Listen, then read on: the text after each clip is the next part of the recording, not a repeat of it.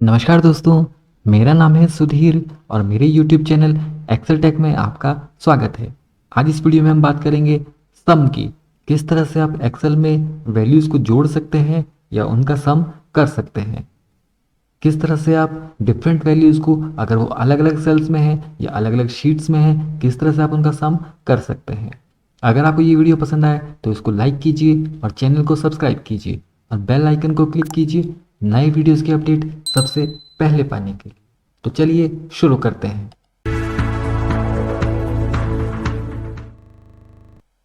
आप देख रहे हैं मेरे पास यहाँ पर एक वर्कशीट है जिसमें सब्जेक्ट्स और मार्क्स दिए गए हैं। इसमें मार्क्स अभी नहीं लिखे हैं, फिलहाल मैं मार्क्स की एंट्री कर देता हूँ।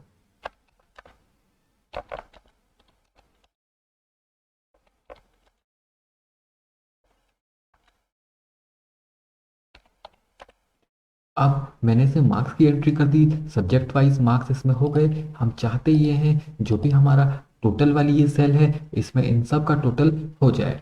इसके लिए आप डिफरेंट डिफरेंट टाइप से एक्सेल में सम कर सकते हैं। तो हम देखते हैं किस तरह से आप डेटा का सम इसमें करते हैं। इसके लिए जो भी आपको वैल्यूज का सम कराना है एक बार उनको सेलेक्ट कीजिएगा। कंप्लीट जितनी भी वैल्यूज का सम होना है उनको सेलेक्ट कीजिए। देन होम टैब में ही आपको ऑप्शन मिलता है ऑटो सम का, इस ऑप्शन को क्लिक कीजिएगा। जैसे आपने क्लिक किया तो आपने देखा लास्ट जो भी हमारी सेल थी उसमें आपको सम मिल गया। इन जो भी वैल्यूज हैं इनका टोटल हो गया। इसके अलावा अगर आप सिलेक्ट नहीं करते हैं डेटा को तो जो भी आपका सीरीज डेटा है जिसके बीच में ब्लैंक्स नहीं होना चाहिए, इसके बाद आप लास्ट वाली सेल में जाइएगा। देन फिर से ऑटो सम इस ऑप्शन को क्लिक कीजिएगा। अब आप देखेंगे जो भी आपका डेटा है उसके चारों ओर आपको एक लाइन चलती हुई नजर आ रही होगी। इसका मतलब ये जो भी लाइन है या जो भी रेंज सिलेक्टेड है इसी रेंज से वैल्यूज का सम होगा। इसके बाद आप इसको एंटर प्रेस करेंगे, आप देखेंगे वैल्यूज का सम हो गया है। अगर एक बार और से ट्राई करते हैं, यही डेटा को मैं बगल में कॉपी पेस्ट कर देता हूँ और मैं मान लीजिए मैथ्स या किसी एक सब्जेक्ट का मैंने यहाँ से वैल्यू हटा दी। अब मैं चाहता हूँ इनका सम होना। अगर आप डेटा को सिलेक्ट करते हैं तो जो भी वैल्यूज हैं उन सबका सम आपको लास्ट कॉलम में मिल जाएगा।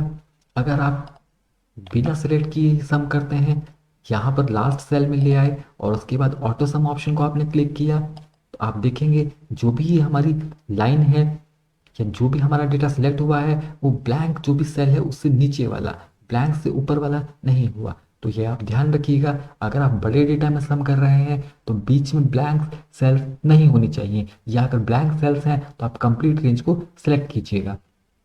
इसके बाद जैसे ही आप एंटर प्रेस करेंगे तो डेटा का सम हो जाएगा। इस तरह से हम डेटा का भी सम कर सकते हैं।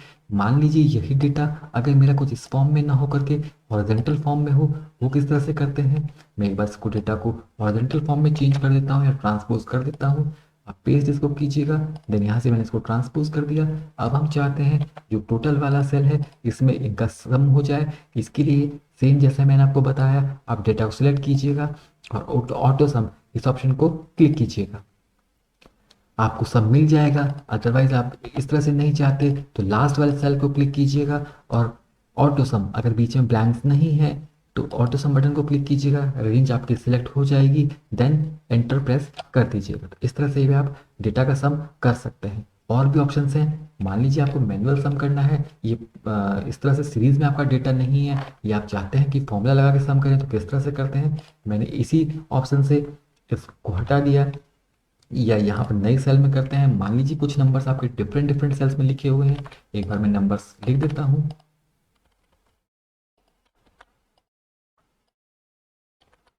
अब आप देख रहे हैं मेरे पास जो भी नंबर हैं ये डिफरेंट डिफरेंट सेल्स में रखे गए हैं। इनमें कोई भी एक सीक्वेंस नहीं है या एक सीरीज नहीं बन रही है या एक कंप्लीट रेंज जिसमें कि ब्लैंक ना हो, इस तरह की भी रेंज नहीं बन रही। इस तरह से आप सम किस तरह से कर सकते हैं। इसके लिए जब भी आप एक्सेल में कोई फॉर्मूला स्टार्ट करते हैं तो वो आप या तो इक्वल टू लगाइएगा या प्लस लगाइएगा या माइनस। मैक्सिमम केसेस में या most of the users equal to से स्टार्ट करते हैं, और ये भी बेहतर रहता है कि आप इक्वल टू से ही कोई भी फॉर्मूला स्टार्ट करें। तो जिस भी सेल में आपको सम करना है या कोई भी फॉर्मूला लगाना है उस सेल को आप सिलेक्ट कीजिएगा। मान लीजिए मुझे इस सेल में फॉर्मूला लगाना है तो मुझे इसी सेल को एक बार मैं कलर कर देता हूँ जिससे ये विजिबल भी इजीली हो जाए। अब मान लीजिए जो भी ये मेरी कलर्ड सेल है इससे मुझे सम कराना है इन वैल्यूज़ का, तो इसके लिए आप इक्वल टू प्रेस कीजिएगा। इसके बाद जो भी आपकी वैल्यूज़ हैं उनको सिलेक्ट कीजिएगा। मान लीजिए मुझे इन वैल्यूज़ का सम कराना है, तो मैंने पहली वैल्यू को सिलेक्ट किया, देन प्लस साइन लगाया, इसके बाद दूसरी वैल्यू, देन फिर से प्लस साइन, तीसरी वैल्यू, फिर प्लस साइन, जो भी नेक्स्ट वैल्यू है, फिर प्लस साइन, जो भी वैल्यू है, फिर प्लस साइन, और जो भी लास्ट वैल्यू है। तो इस तरह से आप देख रहे होंगे फॉर्मूला बार में भी जो भी रेफरेंस है वो ऑटोमेटिकली यहाँ पर आ गया, देन प्लस साइन, फिर नेक्स्ट रेफरेंस, फिर प्लस साइन। इस तरह से आप देख रहे होंगे दो रेफरेंसेस के बीच में प्लस साइन लगा है। अगर आप किन्हीं भी दो रेफरेंस के बीच में आपका प्लस साइन नहीं लगा तो आपके फॉर्मूला में एरर होगा और सम प्रॉपर्ली नहीं हो पाएगा। इसके बाद आप कीबोर्ड से एंटर प्रेस कीजिएगा। जैसे ही आप एंटर प्रेस करेंगे तो आपको रिजल्ट मिल जाएगा।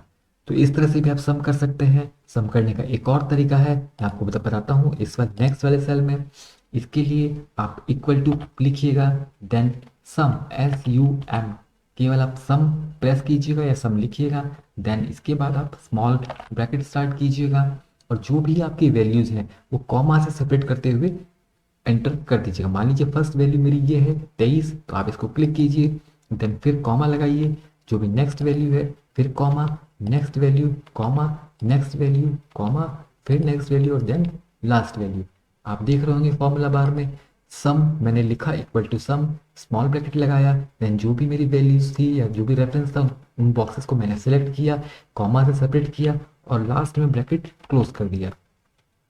इसके बाद आप एंटर की प्रेस कीजिएगा तो देखेंगे रिजल्ट आ गया। अब मान लीजिए एक और एग्जांपल लेते हैं। हमारे पास जो भी कुछ ये वैल्यूज़ हैं, मैं कहीं कुछ वैल्यूज़ की सीरीज बना देता हूँ।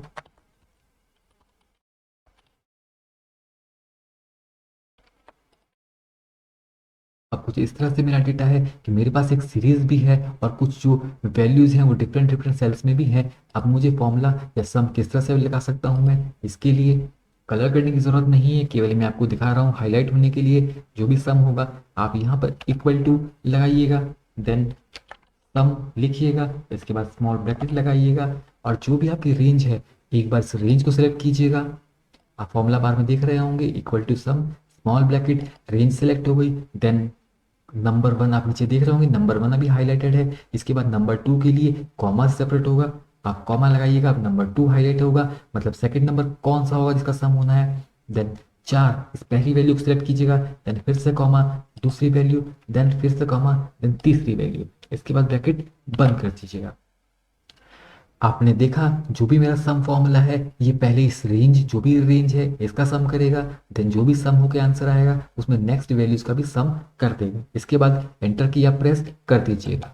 आप देख रहे हैं ये मेरे पास रिजल्ट आ गया।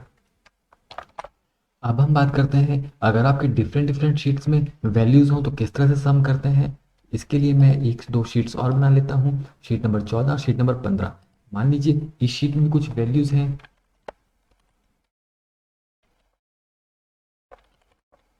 मैंने शीट नंबर 15 में कुछ वैल्यूज़ की एंट्री कर दी। ठीक इसी तरह से मैंने शीट नंबर 14 में भी कुछ वैल्यूज़ की एंट्री कर दी। शीट नंबर जो मेरी फॉर्मूलाज है इसमें तो पहले से ही वैल्यूज एंटर्ड है। अब मैं चाहता हूँ कि जो मेरी ये रेंज है ये प्लस शीट जो 14 की ये जो वैल्यूज है इनका और शीट 15 की जो ये वैल्यूज है इनका भी सम हो जाए। तो किस तरह से आप सम कर सकते हैं, इस फॉर्मूला वाली शीट में सम करना है। इसके लिए मैं इसको फिर से एक बार हाईलाइट कर देता हूँ। इस सेल में मैं फॉर्मूला बनाऊंगा। इसके लिए मैंने लिखा equal to sum, bracket start किया, देन जो भी मेरी पहली वाली रेंज है इसको मैंने सिलेक्ट किया, देन कॉमा से सेपरेट किया। फिर आप नेक्स्ट शीट में जाइएगा, यहाँ शीट नंबर 14 में आप जाइएगा। इससे मैंने एक बार फिर से ये रेंज इसमें से सेलेक्ट की। आप रेंज सेलेक्ट करने के बाद शीट को अभी चेंज मत कीजिएगा क्योंकि मेरे पास एक और वैल्यू है। अगर आप शीट चेंज करेंगे तो शीट का रेफरेंस चेंज हो जाएगा। इसके बाद मैंने यहाँ से कॉमा प्रेस किया, कॉमा लगाया, देन जो भी नेक्स्ट नंबर है इसको भी सिलेक्ट किया, फिर से एक बार कॉमा लगाया। अब मुझे इस शीट में जो भी वैल्यूज थी वो इस रेफरेंस में आ गई। तो आप नेक्स्ट शीट में जाइएगा, शीट नंबर 15, यहाँ से जो भी रेंज है इसको सिलेक्ट कर दीजिए। अगर आप फॉर्मूला में ब्रैकेट बंद करने से पहले या शीट चेंज करते हैं, मान लीजिए मैं इसी को अभी शीट आप देख रहे हैं शीट नंबर 15 में जो भी रेफरेंस है F5 से F13 तक है। अगर मैं शीट नंबर 14 में जाता हूँ तो आप देखेंगे ये मेरा शीट यहाँ से रेफरेंस चेंज हो गया। तो तो आप शीट में जाने के बाद जो भी यहाँ रेंज सेलेक्ट करते हैं, इसके बाद या तो कॉमा प्रेस कीजिएगा अगर नेक्स्ट नंबर है, नहीं तो एंटर प्रेस कीजिएगा। अगर आप शीट में एक बार रेंज सेलेक्ट करने के बाद दूसरी शीट में जाते हैं विदाउट कॉमा लगाए या विदाउट एंटर किए, तो आपकी शीट का रेफरेंस चेंज हो जाएगा और रिजल्ट सही नहीं होगा। अब जब फॉर्मूला कंप्लीट हो गया, अब आप एंटर प्रेस कीजिएगा, तो आप देख रहे हैं जो भी मेरी वैल्यूज़ हैं वो शीट नंबर जो फॉर्मूलाज थी इसकी प्लस शीट नंबर 14 की प्लस शीट नंबर 15 की, उन सब का सम होकर के शीट नंबर ये जो मेरी फॉर्मूला शीट है इसमें सम हो गया। इस तरह से आप नॉर्मली सम एक्सेल में कर सकते हैं।